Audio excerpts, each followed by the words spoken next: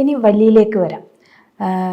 ആനദി കുടിയിറക്കപ്പെടുന്നവരുടെ നോവലാണെങ്കിൽ വല്ലി കുടിയേറ്റ ജീവിതങ്ങളെ സൂക്ഷ്മമായി അവരുടെ ജീവിതം പറഞ്ഞ ഒരു നോവലാണ്.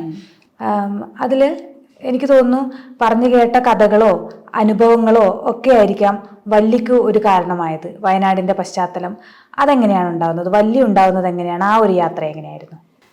ശരിക്കും ഒരു വല്ലിയുടെ സമർപ്പണം എന്ന് പറയുന്നത് തീ പിടിച്ച കാടിനായി, ശബ്ദമില്ലാത്ത മനുഷ്യർക്കായി, ലിപിയില്ലാത്ത ഭാഷയ്ക്കായി.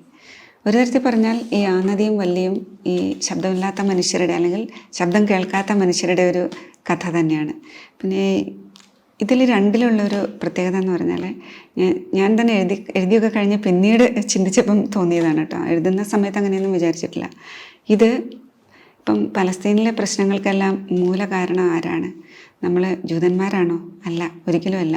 അവർ യൂറോപ്പിൽ ഒരു കാലത്ത് അല്ലെങ്കിൽ അവർ ചിതറിപ്പോയ രാജ്യങ്ങളിലെല്ലാം ക്രൂരമായ പീഡകൾ സഹിച്ച ഒരു മനുഷ്യരാണ്. ബ്രിട്ടൻ്റെ സാമ്രാജ്യ താല്പര്യങ്ങളാണ് 1917 ഒരു ബാൽഫർ ഡിക്ലറേഷൻ കഴിഞ്ഞതിന് ശേഷം പടിപടിയായി ജൂതരാഷ്ട്രം സ്ഥാപിക്കുക എന്നുള്ളത് ബ്രിട്ടൻ്റെ ആവശ്യമായിരുന്നു. അങ്ങനെയുള്ള സാമ്രാജ്യത്വത്തിൻ്റെ താല്പര്യങ്ങളാണ് പലസ്തീനിൽ നിന്ന് ഇത്രയും ഒരു ദുർഘടമായ അവസ്ഥയിലെത്തിയത്. അതുപോലെ തന്നെ നമുക്കറിയാം, നമ്മുടെ രാജ്യം ബ്രിട്ടീഷ് ഭരണത്തിൻ്റെ കീഴിൽ നിന്ന് സ്വതന്ത്രമായൊരു സമയത്ത് നമ്മളെ പടിപടിയായിട്ട് നമ്മൾ രാജ്യം കെട്ടിപ്പടുക്കാൻ ശ്രമിക്കുന്ന ഒരു സമയത്ത് വളരെ വലിയ ദാരിദ്ര്യവുമൊക്കെ ഉണ്ടായിരുന്ന ഒരു കാലത്ത് തെക്കൻ തിരുവിതാംകൂറിൽ നിന്ന് കുടിയേറിപ്പോയ മനുഷ്യരാണ് വയനാട്ടിലും മലബാറിലൊക്കെ പോയി താമസിച്ചത്. അപ്പം വല്ലി എന്ന നോവൽ ഞാൻ എഴുതാൻ തുടങ്ങുന്നത് തന്നെ എൻ്റെ നാടിനെക്കുറിച്ച് പറയണം എന്നുള്ളൊരു ആഗ്രഹത്തിൻ്റെ പുറത്താണ്. അതിനു മുമ്പ് കഥകളൊക്കെ എഴുതിക്കൊണ്ടിരുന്നെങ്കിലും അപ്പോൾ എൻ്റെ ചാച്ചൻ പറയായിരുന്നു, നീ ഇങ്ങനെ കുറേ കഥകളൊക്കെ പറയുന്നുണ്ട്, പക്ഷെ നമ്മുടെ ചുറ്റുമുള്ള മനുഷ്യരെ പറ്റിയൊന്നും ഇതിൽ കാണുന്നില്ല, നീ വേറെ ആരെക്കുറിച്ചൊക്കെയാണ് പറയുന്നത്. എൻ്റെ ചാച്ചൻ അധ്യാപകനായിരുന്നു, അമ്മച്ചി അധ്യാപികയായിരുന്നു. അപ്പം പലപ്പോഴും വായനയ്ക്ക് വേണ്ടിയൊക്കെ എന്നെ പ്രോത്സാഹിപ്പിക്കുമായിരുന്നു. എൻ്റെ അധ്യാപകരും ചാച്ചനൊക്കെ ഒരുപാട് പ്രോത്സാഹിപ്പിച്ചിട്ടുണ്ട്. അപ്പോൾ എൻ്റെ കഥ വായിക്കുമ്പം നമ്മുടെ നാടിനെക്കുറിച്ച് നാടിനെ അടയാളപ്പെടുത്തണം എന്ന് ചാച്ചൻ എപ്പോഴും പറയായിരുന്നു. പക്ഷേ ചാച്ചൻ മരിക്കണ സമയം വരെ എനിക്കതിനുള്ളൊരു ധൈര്യം ഉണ്ടായില്ല. കാരണം വയനാടിനെക്കുറിച്ചുള്ള ഒരുപാട് ക്ലാസിക് രചനകൾ വന്നിട്ടുണ്ട്. നമുക്കറിയാം, എസ് കെ പൊറ്റക്കാടിൻ്റെ വിഷകന്യക, അത് കുടിയേറ്റത്തിൻ്റെ ആദ്യഘട്ടം നന്നായിട്ട് അതിൽ അടയാളപ്പെടുത്തിയിട്ടുണ്ട്. പിന്നെ പി വത്സല ടീച്ചറിൻ്റെ നെല്ല് വയനാട്ടിലെ ആദിവാസി ജനവിഭാഗങ്ങളുടെ ജീവിതത്തിൻ്റെ എല്ലാ രൂക്ഷതയും കഷ്ടപ്പാടും സഹനങ്ങളും എന്താ പറയുക അടിമത്തത്തിൻ്റെ ചങ്ങലകളുടെ ആ വേദനകളെല്ലാം അതിൽ വന്നിട്ടുണ്ട്. പിന്നെ കെ ജെ ബേബിച്ചേട്ടൻ മാവേലി മണ്ഡലത്തിലൂടെ ആദിവാസികളുടെ ജീവിതം നന്നായിട്ട് പറഞ്ഞിട്ടുണ്ട്. അത് കഴിഞ്ഞ് അദ്ദേഹം ബസ്പുർഖാന എന്ന് പറയുന്ന ഒരു നോവൽ എഴുതി, അത് ഒരുപാട് ചർച്ച ചെയ്തില്ലെങ്കിലും അതും ഈ കുടിയേറ്റ ജനവിഭാഗങ്ങളുടെ കഥയായിരുന്നു അതിലുണ്ടായിരുന്നു. അപ്പോൾ ഞാൻ എന്ത് പറയണം, വയനാടിനെക്കുറിച്ച് പറയുമ്പോൾ ഞാൻ എന്ത് പറയണം എന്നൊക്കെ. വയനാട് എന്ന് പറഞ്ഞാൽ എല്ലാവർക്കും കുടിയേറ്റം, ആദിവാസി, അങ്ങനെ എന്തെങ്കിലും ചില കളങ്ങളിലേക്ക് അല്ലെങ്കിൽ ഒരു ടൂറിസ്റ്റ് പ്ലേസ് ഇങ്ങനെ മാത്രം ചിന്തിക്കുന്ന ആളുകളാണ് പൊതുവേ. ഇനിയിപ്പം വയനാടിനെക്കുറിച്ച് എന്തെഴുതിയാലാണ് ആളുകൾ വായിക്കുക എന്നുള്ള ഒരു ചിന്ത വന്നപ്പം എന്തുകൊണ്ട് ഞാൻ അറിഞ്ഞ വയനാടിനെ, ഞാൻ അനുഭവിച്ച വയനാടിനെക്കുറിച്ച് എനിക്ക് എഴുതിക്കൂടാ എന്നുള്ളൊരു ചിന്തയിലേക്ക് കടന്നു വരുമായിരുന്നു. അപ്പം 1970-കൾക്ക് ശേഷമുള്ള ഒരു വയനാട്, അല്ലെങ്കിൽ ആ സമയത്ത് ഒരു 75-76 ഞാൻ വയനാടിനെ കാണാൻ തുടങ്ങിയ ഒരു സമയം മുതലുള്ള ഒരു വയനാടിനെ കുറിച്ച് ഞാൻ ചിന്തിക്കുകയും അപ്പം വയനാടിന് എന്ത് മാറ്റമാണ് ആ സമയം മുതൽ വന്നത് എന്ന് ചിന്തിച്ചപ്പോൾ എനിക്ക് ഏറ്റവും ആദ്യം അനുഭവപ്പെട്ട ഒന്ന് എന്താണെന്ന് വെച്ചാൽ കാടിൻ്റെ നഷ്ടമാണ്. ശരിക്കും ഒരു ദാസനക്കര എന്ന് പറയുന്ന ഒരു കാട്ടുഗ്രാമത്തിൽ, കല്ലുവയൽ എന്ന് പറയുന്ന ഒരു ഗ്രാമം, അവിടെയാണ് ഞാൻ ജനിച്ചത്. അത് കഴിഞ്ഞിട്ട് അത് കബനിയുടെ തീരത്തുള്ള ഒരു ഗ്രാമമാണത്. അതൊരു കാടിനോട് തൊട്ട് കിടക്കുന്ന ഒരു ഗ്രാമം. അപ്പോൾ അവിടെ നിന്ന് പുഴ കടന്നു വന്നാലാണ് ഈ പടമല, പയ്യമ്പള്ളി എന്നൊക്കെ പറയുന്ന സ്ഥലങ്ങളൊക്കെ വരുന്നത്. പിന്നെ ഈ പുഴ കടന്ന് സ്കൂളിൽ പോകാനുള്ള ബുദ്ധിമുട്ടിനെ പ്രതി ഞങ്ങൾ പിന്നെ അവിടെ നിന്ന് മാറി പയ്യമ്പള്ളിയിലേക്ക് വന്ന് ഞങ്ങളൊക്കെ സ്കൂളിൽ പോയി തുടങ്ങുന്ന സമയത്തൊക്കെ അങ്ങോട്ട് മാറുമായിരുന്നു. അപ്പം ഈ കാട് എന്ന് പറയുന്നത് എൻ്റെ ബാല്യത്തിൻ്റെ മുഴുവനും ഞാൻ എൻ്റെ വീടിൻ്റെ ഉമ്മറത്തിരുന്ന ഒരു ചെറിയ വീടാണ്, പുല്ലൊക്കെ മേഞ്ഞ വീടായിരുന്നു ആദ്യം ഞാൻ താമസിച്ചിരുന്നത്. അപ്പോൾ അവിടെ നിന്ന് ഇങ്ങനെ നോക്കുമ്പോൾ കാണുന്ന കാട്, മുമ്പിൽ കിടക്കുന്ന പാടം, ഒരു വശത്തു കൂടി ഒഴുകുന്ന കബനി, അങ്ങനെ നമ്മളെ ചെറുപ്പത്തിൽ നമ്മുടെ കണ്ണിലൂടെ മനസ്സിലൂടെ നമ്മുടെ ഹൃദയത്തിലേക്ക് കടന്ന ഒരു ഇമേജ് ഉണ്ടല്ലോ, ആ ഇമേജ് പതുക്കെ പതുക്കെ 3-4 ദശകങ്ങൾ കഴിഞ്ഞപ്പോഴേക്കും ഈ കാട് അവിടെ നിന്ന് അപ്രത്യക്ഷമാകുന്നു, ആ കാറ്റ് അവിടെ നിന്ന് പോകുന്നു, ആ കുളിർമ അവിടെ നഷ്ടമാകുന്നു. ഈ ഞങ്ങൾ പുഴയിൽ ഇറങ്ങിക്കടന്ന് അക്കരെ കിടന്നിരുന്ന പുഴ, അല്ലെങ്കിൽ തോണിയിൽ പോയിരുന്ന പുഴയുടെ മുകളിൽ കൂടി ഒരു പാലം വരുന്നു. തീർച്ചയായിട്ടും ആ പാലം ഉണ്ടായത് അവിടുത്തെ ആ പ്രദേശത്തിൻ്റെ ഒരു പുരോഗമനമാണ്. പക്ഷേ അത് ഒരിക്കലും ഒരു മോശമായിട്ട് പറയുന്നതല്ല. പക്ഷേ അതോടുകൂടി നമുക്ക് നമ്മുടെ ബാല്യത്തിൽ നിന്ന് നമുക്ക് നഷ്ടമായ കുറേ കാര്യങ്ങളെക്കുറിച്ചുള്ള ഒരു ചിന്ത. ഇപ്പം വയനാട് വിട്ട് പിന്നീട് കണ്ണൂർ പഠിക്കാൻ പോകുന്നു, കോഴിക്കോട് പഠിക്കാൻ പോകുന്നു, പിന്നീട് ഗൾഫിലേക്ക് കടക്കുന്നു. ആ സമയത്ത് ഒരു 10-15 വർഷം മാത്രമാണ് വയനാടിനെ ശരിക്കും വയനാടായിട്ട് അറിഞ്ഞിട്ടുള്ളത്. പക്ഷേ ആ വയനാടിൻ്റെ നഷ്ടം, വയനാടിൻ്റെ പ്രകൃതിയുടെ നഷ്ടം ശരിക്കും എൻ്റെ മനസ്സിനെ ഉലച്ചിട്ടുള്ളൊരു കാര്യമാണ്. അല്ലെങ്കിൽ മനസ്സിൽ നമ്മൾ തീവ്രമായിട്ട് ഇതൊക്കെ നഷ്ടമായല്ലോ. പ്രത്യേകിച്ചും ഗൾഫിൽ പോയപ്പോഴാണെന്ന് എനിക്ക് തോന്നുന്നു, കാറ്റില്ല, അല്ലെങ്കിൽ കാടില്ല, പുഴയില്ല, അങ്ങനെയുള്ള ഒരു സ്ഥലത്തേക്ക് ചെന്നപ്പോൾ എങ്ങനെ ഇവിടെ ജീവിക്കും എന്ന് ആദ്യമൊക്കെ ഒരു അത്ഭുതപ്പെട്ടിട്ടുണ്ട് ഉള്ള ഒരാളാണ് ഞാൻ. അപ്പം നമുക്ക് റൂസോയുടെ ഒരു വാചകമുണ്ട്, നമ്മൾ എപ്പോഴാണോ നമ്മൾ വസന്തത്തെക്കുറിച്ച് എഴുതുന്നതെന്ന് വെച്ചാൽ അത് നമ്മളൊരു വിൻ്ററിൽ ഇരിക്കുന്ന സമയത്തായിരിക്കും നമ്മൾ വസന്തത്തെക്കുറിച്ച് നമുക്ക് എഴുതാൻ തോന്നുന്നു, പെയിൻറ്റ് ചെയ്യാൻ തോന്നുക. അല്ലെങ്കിൽ നമ്മൾ മതിലുകൾക്കുള്ളിൽ ഇരിക്കുമ്പോഴാണ് നമുക്ക് സ്വാതന്ത്ര്യത്തെക്കുറിച്ച് പറയാൻ തോന്നുക. അപ്പം എനിക്ക് നഷ്ടമായൊരു നാടിനെ അടയാളപ്പെടുത്താൻ ഏറ്റവും നല്ലൊരു സമയം അതായിരുന്നു എന്ന് തോന്നുന്നു. കാരണം നാടിൻ്റെ നഷ്ടം ഏറ്റവും നന്നായിട്ടത് അനുഭവിച്ചൊരു സമയത്ത്. പിന്നെ ഈ കഥാപാത്രങ്ങൾ ആരെക്കുറിച്ച് എഴുതണം എന്ന് പറയുമ്പോൾ കഥാപാത്രങ്ങളുടെ ഒരു തള്ളിക്കയറ്റമായിരുന്നു. കാരണം ഒരു സാധാരണ കുടുംബത്തിലാണ് ഞാൻ ജനിച്ചു വളർന്നത്. അത് കർഷക കുടുംബമായിരുന്നു. എൻ്റെ ചാച്ചൻ മാത്രമായിരുന്നു അധ്യാപകനായിട്ടുണ്ടായിരുന്നത്. പിന്നെ എൻ്റെ ചാച്ചൻ്റെ അനിയൻ പട്ടാളക്കാരനായിരുന്നു. പിന്നെ എല്ലാവരും കൃഷിക്കാരായിരുന്നു. എൻ്റെ വല്യപ്പച്ചനൊക്കെ കൃഷിക്കാരായിരുന്നു. അപ്പോൾ ഈ കർഷക ജീവിതത്തിൻ്റെ എല്ലാ ബുദ്ധിമുട്ടുകളും കഷ്ടപ്പാടുകളും, വെള്ളപ്പൊക്കം, വരൾച്ച, അല്ലെങ്കിൽ കാട്ടാന ശല്യം, കാട്ടുപന്നിയുടെ ശല്യം, പിന്നെ വിളകൾക്കുണ്ടാകുന്ന നാശമുണ്ടാകുമ്പോൾ ആ ഒരു വിളകൾ കംപ്ലീറ്റ് നശിപ്പിക്കപ്പെടുമ്പോൾ എന്താ പറയുക, ചിലപ്പോൾ പട്ടിണി പോലും അനുഭവിക്കേണ്ടി വരുന്ന കാലം, അല്ലെങ്കിൽ അങ്ങനെയുള്ള കാലങ്ങളെക്കുറിച്ചും അതിൻ്റെ വേദനകളെക്കുറിച്ചും എല്ലാം നേരിട്ട് അനുഭവിച്ചൊരു ബാല്യമായിരുന്നു എൻ്റേത്.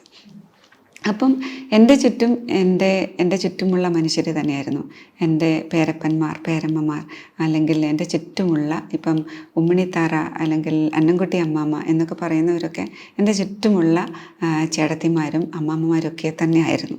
അവരുടെ ഒരു പകുതിയും എൻ്റെ ഭാവനയും പകുതിയും അവർ തന്നെയായിരുന്നു. അപ്പം ഉമ്മിണിത്താറയൊക്കെ ഈ അടുത്ത ദിവസങ്ങളിലാണ് ഉമ്മിണിത്താറ എന്ന് ഞാൻ പറഞ്ഞിരുന്ന സാറാ ചേട്ടത്തി മരിച്ചു പോയത്. അപ്പം അവർ ജലസമാധിയായിട്ടാണ് ഞാൻ ആ നോവലിൽ കാണിക്കുന്നത്. ഈ ഉമ്മിണിത്താരയുടെ മരണമൊക്കെ ഞങ്ങൾ വളരെ കഴിഞ്ഞിട്ടാണ് അറിയുന്നത്.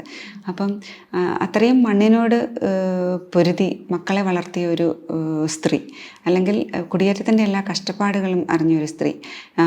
പിന്നെ അന്നംകുട്ടി അമ്മാമ്മയെക്കുറിച്ച് പറഞ്ഞാൽ ലില്ലിദാനോ മല്ലികയോ എന്ന് പാട്ട് പാടുന്ന അന്നംകുട്ടി അമ്മാമ്മ ഈ കഴിഞ്ഞ പ്രാവശ്യം ഞാൻ നാട്ടിൽ ചെന്നപ്പോഴും എൻ്റെ തോണിച്ചാലുള്ള എൻ്റെ ഒരു കൂട്ടുകാരൻ്റെ അമ്മയാണ് ഈ പാട്ട് 90 വയസ്സുണ്ട് ഇപ്പോഴും ആ പാട്ട് പണ്ട് മേരി ജോൺ തോട്ടം അമ്മമ്മയെ പഠിപ്പിച്ചിട്ടുണ്ട്. നാട്ടിൽ നിന്ന് കല്യാണം കഴിഞ്ഞ് വയനാട്ടിലേക്ക് വന്നതാണ്. അപ്പോൾ ഈ പാട്ട് ഇപ്പോഴും ഒരു വരി പോലും വാക്കുപോലും മറക്കാതെ അമ്മമ്മ പാടിത്തരുന്നുണ്ട്.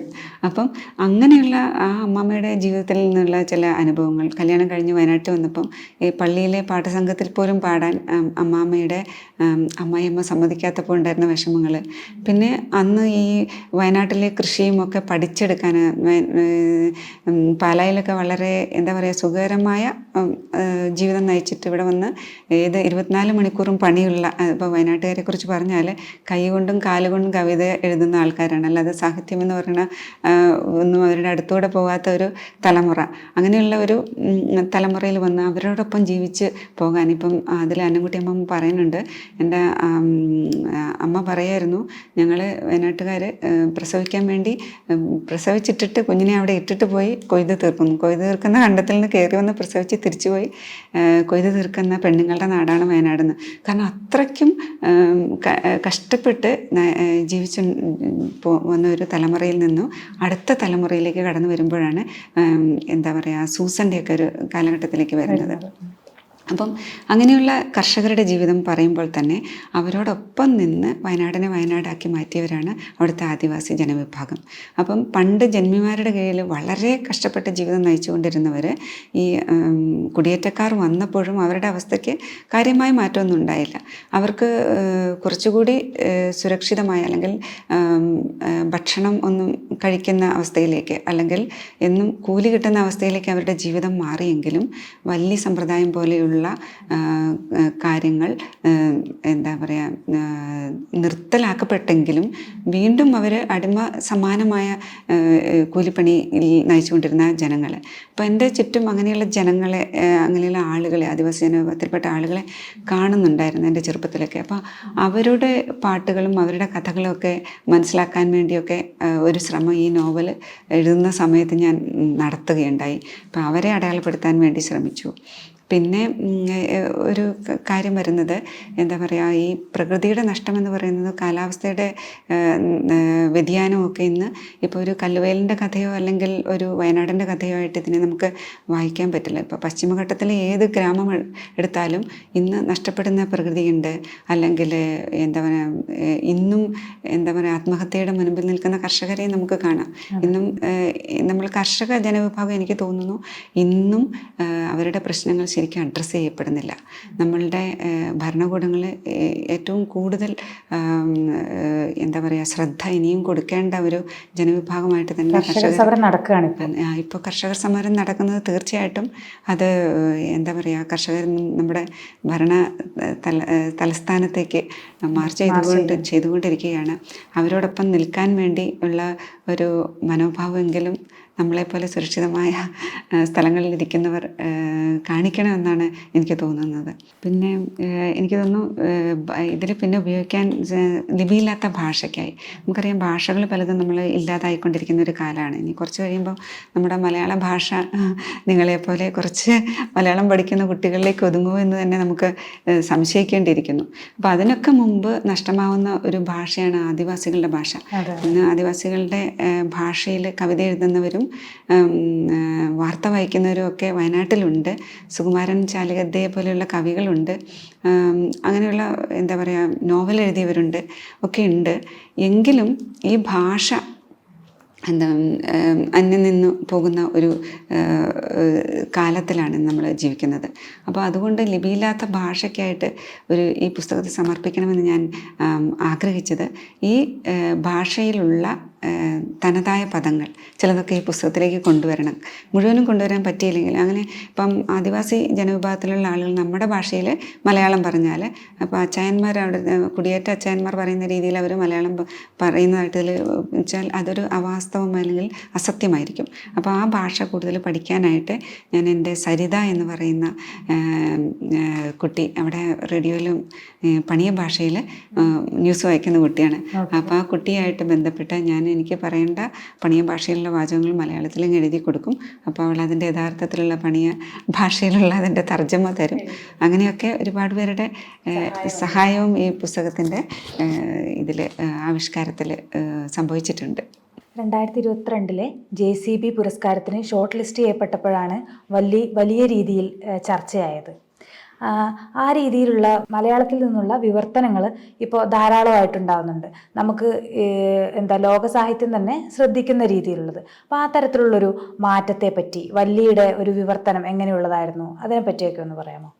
ശരിക്കും പറഞ്ഞാൽ വല്ലി ഇന്ന് വായിക്കപ്പെടുന്നതിന് ഒരു പ്രധാന കാരണം വല്ലിയുടെ വിവർത്തനമാണെന്ന് തന്നെ പറയാം. ജയശ്രീ കളത്തിലാണ് വല്ലിയുടെ വിവർത്തനം നിർവഹിച്ചിരിക്കുന്നത്.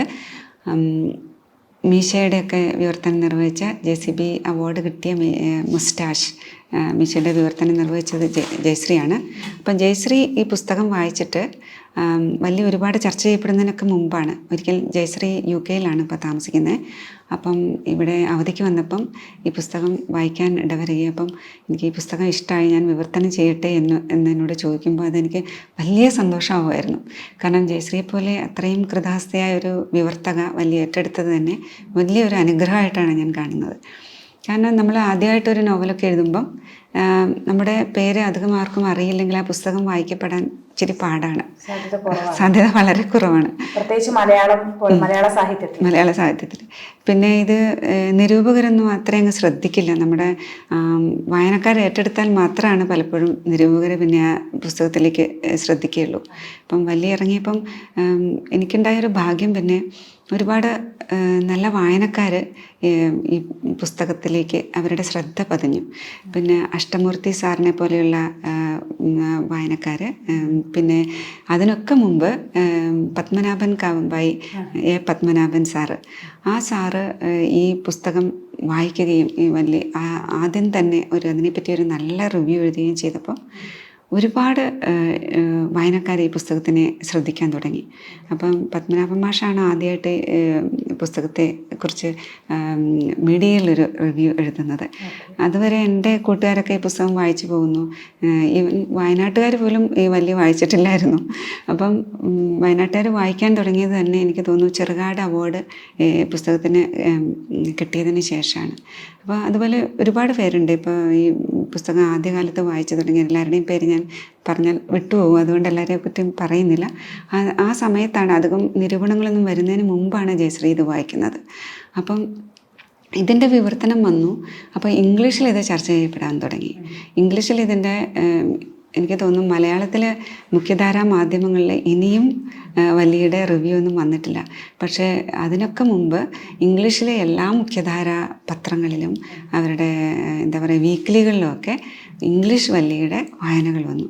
അതിലൊരു പ്രധാന കാരണം ഇത് വയനാട് എന്നൊരു പ്രദേശത്തെക്കുറിച്ച് ഇതിനു മുമ്പ് ഇംഗ്ലീഷിൽ അവർ നെല്ലിൻ്റെയൊക്കെ ഇംഗ്ലീഷ് വന്നിട്ടുണ്ടായിരിക്കാം, പക്ഷേ ഇതുവരെ ആരും അങ്ങനെ വായിച്ചിട്ടില്ല. പിന്നെ ഈ പ്രദേശത്തെ വയനാട് എന്ന് പറഞ്ഞാൽ അവർക്ക് നോർത്തിലെ പലർക്കും അത് എന്താ പറയുക രാഹുൽ ഗാന്ധിയുടെ മണ്ഡലം അല്ലെങ്കിൽ ഒരു ടൂറിസ്റ്റ് പ്രദേശം അങ്ങനെയൊക്കെ മാത്രമായിരുന്നു വയനാട് എന്ന് പറയുമ്പോൾ അവർക്കുണ്ടായിരുന്ന ഒരു ധാരണ. പക്ഷേ ജയശ്രീയുടെ വല്ലി, ഞാൻ വല്ലിയിലൂടെ എന്ത് പറയാൻ ഉദ്ദേശിച്ചുവോ അതിൻ്റെ ആത്മാവ് തൊട്ടടുത്ത് ജയശ്രീ അതിനെ വിവർത്തനം ചെയ്യായിരുന്നു.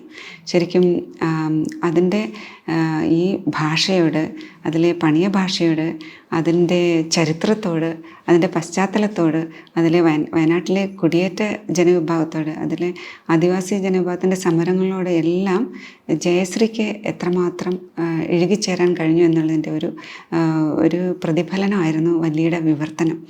എനിക്ക് അത്ഭുതം ഉണ്ടായിരുന്നു എങ്ങനെ ജയശ്രീ ഇത് വിവർത്തനം ചെയ്യുന്നുള്ളത്. കാരണം ഇതെൻ്റെ വ്യക്തിപരമായ ഒരുപാട് അനുഭവങ്ങളൊക്കെ ഇതിൽ ഇഴുകിച്ചേർന്ന് വരുമ്പോൾ മറ്റൊരാൾ അതിനെ എങ്ങനെ കാണും, എങ്ങനെ വായിക്കും, വിവർത്തനം ചെയ്യും എന്നുള്ളത്. പിന്നെ ഈ ആദിവാസി ജനവിഭാഗത്തിൻ്റെ ഭാഷയൊക്കെ എങ്ങനെ ഇംഗ്ലീഷിലേക്ക് വരുമ്പോൾ അത് ആളുകൾക്ക് അത് ഇഷ്ടം ഉണ്ടാവുമോ അതൊക്കെ വായിക്കാൻ. ഇപ്പം മലയാളത്തിൽ തന്നെ വായിച്ചപ്പോൾ അത്രയൊന്നും പറയേണ്ടിയിരുന്നു.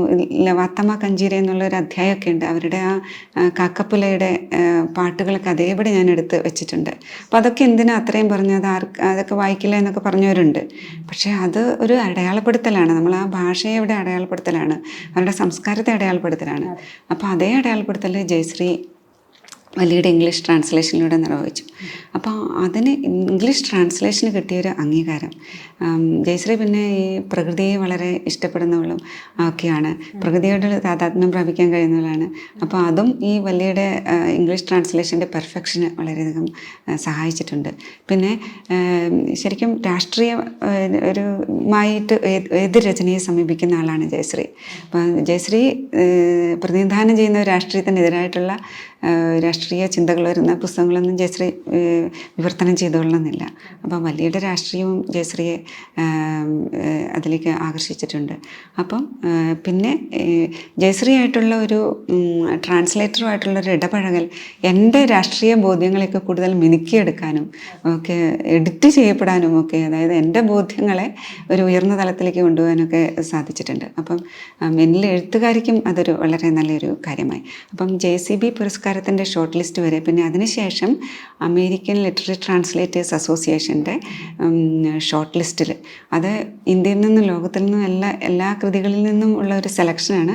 മലയാളത്തിൽ നിന്ന് അതിൽ ആദ്യമായിട്ട് സെലക്ട് ചെയ്യപ്പെട്ട ഒരു കൃതി വല്ലിയായിരുന്നു. അപ്പോൾ അതിലേക്കൊക്കെ എത്തിച്ചത് ശരിക്കും ജയശ്രീയുടെ ട്രാൻസ്ലേഷനാണ്. അപ്പം ആ ട്രാൻസ്ലേഷന് ശേഷം വല്ലിയുടെ ഗ്രോത്ത് ശരിക്കും മുകളിലേക്കായിരുന്നു. അതിന് ഒരുപാട് വായനക്കാർ അതിലേക്ക് വന്നു. ഇപ്പോഴും ഈ കഴിഞ്ഞ ദിവസവും വല്ലി വായിച്ചു എന്ന് പറഞ്ഞ് എനിക്ക് മെസ്സഞ്ചറിലൊക്കെ മെസ്സേജ് വരുന്നു.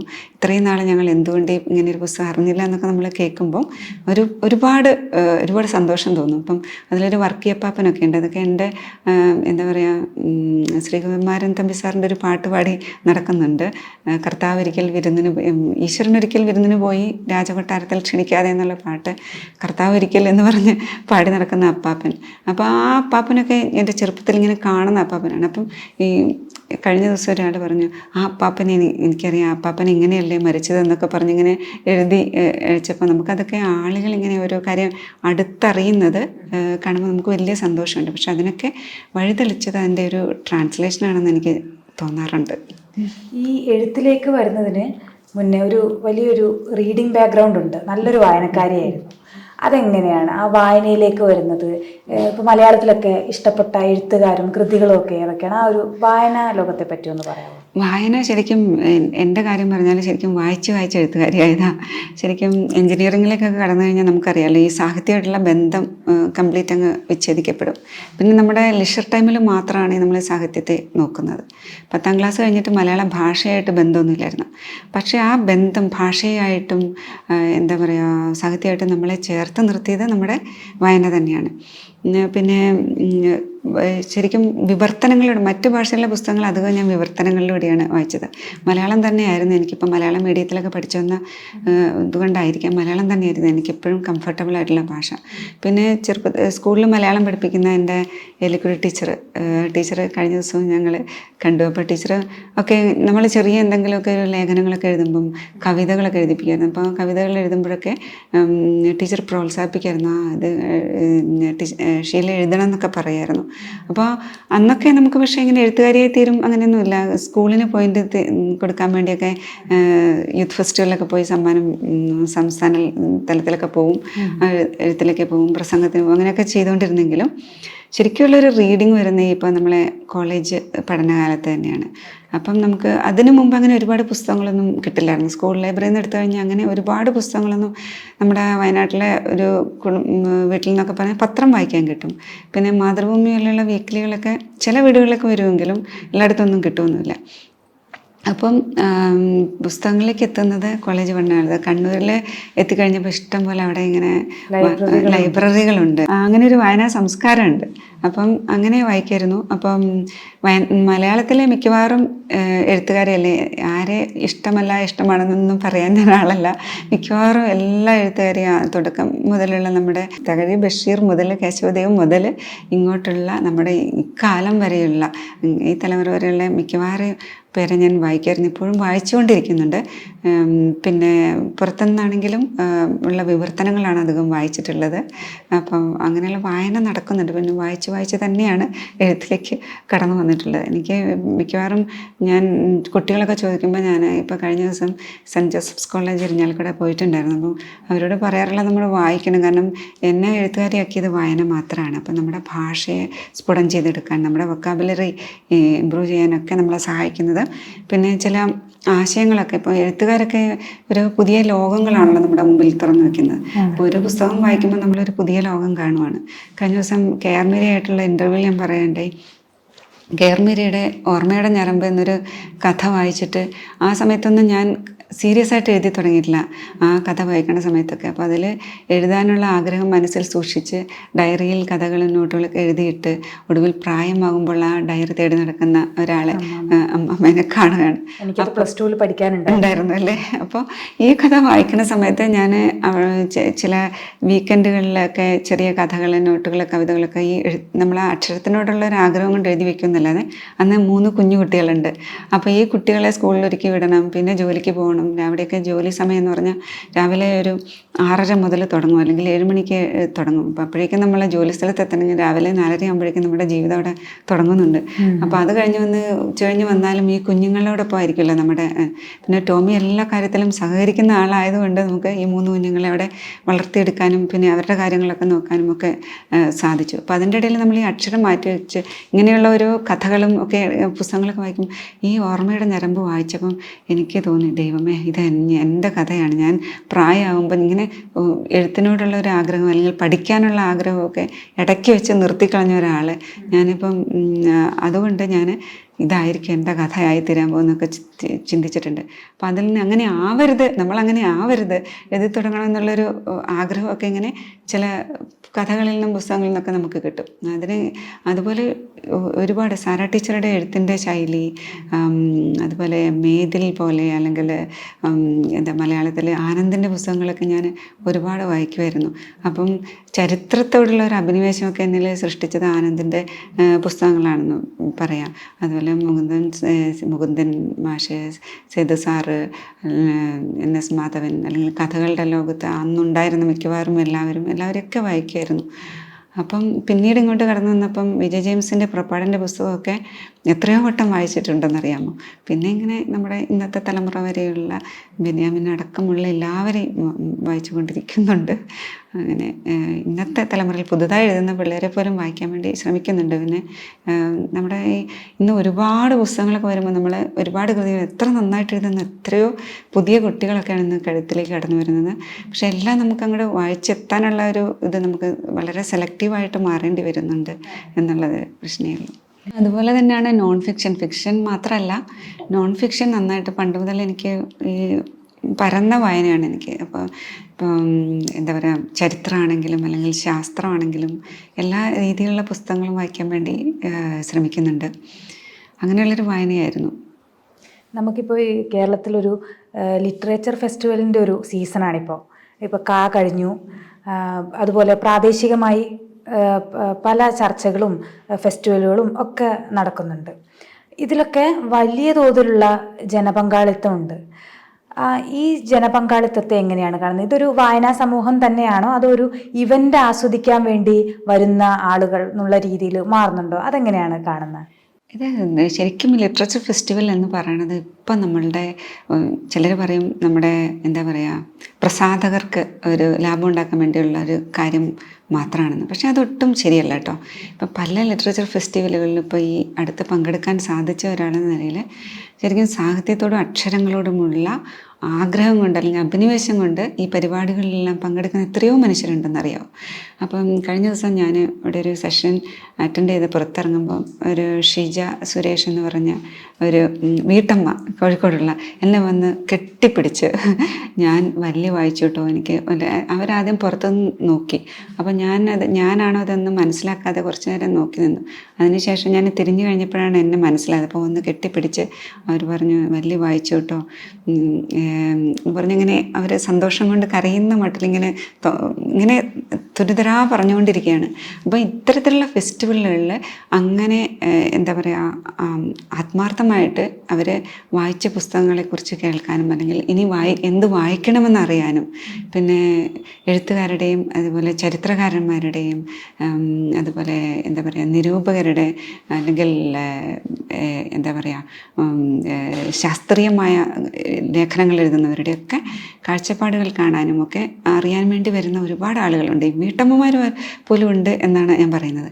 അതേപോലെ തന്നെയാണ് കുട്ടികളുടെ ഒരു വലിയ പങ്കാളിത്തം ഇങ്ങനെയുള്ള രംഗങ്ങളിലെല്ലാം കാണാറുണ്ട്. ഇപ്പം കോഴിക്കോട് നടന്ന KLF DC ബുക്സിൻ്റെ KLF ഒരു 5 ദിവസത്തെ വലിയ മേളയായിരുന്നു. അപ്പോൾ അതിൽ ശരിക്കും കോഴിക്കോട് പരിസരത്ത് അല്ലെങ്കിൽ വയനാട്ടിൽ നിന്നും കണ്ണൂരിൽ നിന്നും വരെയുള്ള കോളേജ് വിദ്യാർത്ഥികളും വിദ്യാർത്ഥിനികളുടെ ഒരു തള്ളിക്കയറ്റം അതിലുണ്ട്. അതിൽ കുറേ പേരൊരു മേള കാണുന്ന ഒരു ഇതോടെ വരുന്നവരുണ്ടായിരിക്കും. പക്ഷേ അതിൽ കണ്ട പലരും വോളണ്ടിയേഴ്സായിട്ട് നിൽക്കുന്നവർ അല്ലെങ്കിൽ സെഷൻ അറ്റൻഡ് ചെയ്യുന്നവർ നോട്ട്ബുക്കുമായിട്ട് വന്നിരിക്കുന്ന കുട്ടികളൊക്കെ ഉണ്ട്. അപ്പോൾ അവർ ഇഷ്ടത്തോടെയാണ് വരുന്നത്. ഞങ്ങളുടെയൊക്കെ ചെറുപ്പത്തിലെ വയനാട്ടിലൊക്കെ നമുക്കൊരു സാഹിത്യകാരന്മാരെ കാണാൻ പറ്റില്ലായിരുന്നു. അപ്പോൾ അവരെ കാണണമെങ്കിൽ എനിക്കിങ്ങനെ എന്താ പറയുക ബാലജനസഖ്യത്തിൻ്റെ ഒരു മീറ്റിംഗ് പോലും നമുക്ക് അറ്റൻഡ് ചെയ്യാൻ പറ്റില്ല. അതിനെപ്പറ്റിയുള്ള വാർത്തകളൊക്കെ പേപ്പറിൽ വരുമ്പം അതൊക്കെ ഇങ്ങനെ വലിയ ആകാംക്ഷയോടെ വായിക്കുമായിരുന്നു. പക്ഷെ ഇപ്പോഴൊക്കെ നമ്മൾ സാഹിത്യകാരന്മാരെ അല്ലെങ്കിൽ കാര്യങ്ങളെ കാണുക എന്നതിനപ്പുറം ആ കൃതികളെക്കുറിച്ച് കൂടുതൽ അറിയുക അല്ലെങ്കിൽ പല തരത്തിലുള്ള നേരിട്ട് സംവദിക്കുക അങ്ങനെയുള്ള സാഹചര്യങ്ങൾ ഒരുപാട് ഇന്ന് ലിറ്ററേച്ചർ ഫെസ്റ്റിവലുകളാണ്. അപ്പോൾ അതൊരു നല്ല കാര്യമായിട്ടാണ് എനിക്ക് തോന്നുന്നത്. പ്രാദേശികമായ ഫെസ്റ്റിവൽ, വയനാട് ലിറ്ററേച്ചർ ഫെസ്റ്റിവൽ നടന്നു. വയനാട്ടിലെ സാധാരണക്കാരായ മനുഷ്യർ അവിടെ ഒരു മാനന്തവാടി ടൗണിൽ നിന്ന് കുറച്ച് മാറിയിട്ടുള്ളൊരു സ്ഥലത്തായിരുന്നു, ദ്വാരക എന്ന് പറഞ്ഞ സ്ഥലത്ത്. എത്രയോ മനുഷ്യരാണ് അവിടെ വന്ന് ഈ പ്രഭാഷണങ്ങൾ, സച്ചി മാഷയുടെയും അല്ലെങ്കിൽ അരുന്ധതി റോയ് വന്നു, അരുന്ധതി റോയുടെ, സുനിൽ പി ഇളയിടം, അവരുടെയൊക്കെ പ്രഭാഷണം കേൾക്കാൻ വേണ്ടി തടിച്ചുകൂടിയ ആളുകളെ കണ്ടപ്പോൾ ശരിക്കും ഇങ്ങനെയുള്ള പ്രാദേശികമായ ഫെസ്റ്റിവലുകളെ കൂടുതൽ പ്രോത്സാഹിപ്പിക്കണമെന്നാണ് എനിക്ക് പറയുന്നത്. കാരണം ഈ മാനന്തവാടി ഉള്ളവർ അല്ലെങ്കിൽ പയ്യന്നൂരുള്ളവർ, വടകരയുള്ളവർ, അവർക്കെല്ലാം കോഴിക്കോടോ തിരുവനന്തപുരത്ത് പോയിട്ട് ഈ ഫെസ്റ്റിവൽ അറ്റൻഡ് ചെയ്യാൻ പറ്റില്ല. അപ്പോൾ സാധാരണക്കാരിലേക്കും കൂടി ഇത് ഇറങ്ങുന്നതിൻ്റെ ഒരു ലക്ഷണമാണ് ഇപ്പോൾ പയ്യന്നൂർ, വടകര, വയനാടൊക്കെ നടക്കുന്നത്. അപ്പം അങ്ങനത്തെ ഫെസ്റ്റിവലുകൾ ഉണ്ടാവണം എന്നുള്ളത് തന്നെയാണ് എൻ്റെ ഒരു ആഗ്രഹം. അപ്പോൾ എല്ലാവിധ ആശംസകളും. കൂടുതൽ പുസ്തകങ്ങൾ എഴുതാൻ പറ്റട്ടെ, കൂടുതൽ ലോകങ്ങൾ തുറന്നു കാണിക്കാൻ സാധിക്കട്ടെ. മിശ്രയ മലബാർ ജേണലിനും മിശ്രയ്ക്കും ഒരുപാട് നന്ദി. ഇപ്പം ഇങ്ങനെയൊരു മീഡിയ, നിങ്ങളെപ്പോലെയുള്ള മീഡിയകൾ ഇതുപോലെയുള്ള എന്നെപ്പോലെ എഴുതി തുടങ്ങുന്നവരുടെ അല്ലെങ്കിൽ അങ്ങനെയുള്ള രംഗങ്ങളിൽ നിന്ന് വരുന്നവരെ, തുടക്കക്കാരെയും പ്രോത്സാഹിപ്പിക്കുന്നതിൽ ഒരുപാട് സന്തോഷമുണ്ട്. Thank you.